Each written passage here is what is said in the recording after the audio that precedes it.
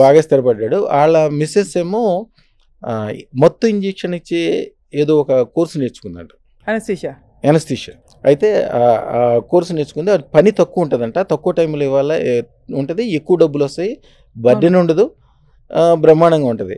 ఆవిడ ఇంత కష్టాల్లో ఉండి చచ్చిపోవాల్సిన ఉండి మా ఆయన బతికాడు, ఆయన ఏదో 100 కిలోలు బంగారం అన్నాడు. అది అది అది కూడా ఏదో ఉంటుందని చెప్పి ఆవిడ ఏం చేసిందంటే, ఇంటి ఖర్చులైనా, ఇల్లు కొనటమైనా, కార్లైనా, తిరుగుడైనా, వ్యవహారం అయినా అన్నీ వాళ్ళ ఆయనకే, ఈవిడికేం సంబంధం లేదు. ఈవిడికి వచ్చిన డబ్బులు మొత్తం ఓన్లీ బంగారం మాత్రమే కొంటుంది, బంగారం బిస్కెట్లు. ఆవిడ 3.5 కిలోలు బంగారం అవ్వగానే వాళ్ళ వంశంలో ఎవరి దగ్గర లేదంట 3.5 కిలోలు బంగారం అనేది.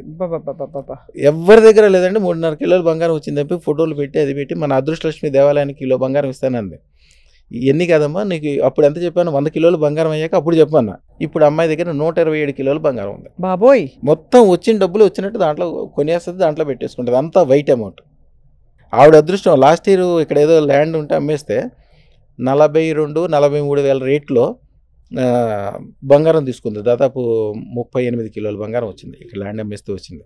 38 కిలోల బంగారం కొని దాంట్లో లాకర్ పెడితే ఈ ఒక్క సంవత్సరంలోనే దాదాపు రెట్టింపు రేట్ అయింది. ఆవిడ కొంత 42,000 అయితే ఇప్పుడైతే ₹1,00,000 అయింది.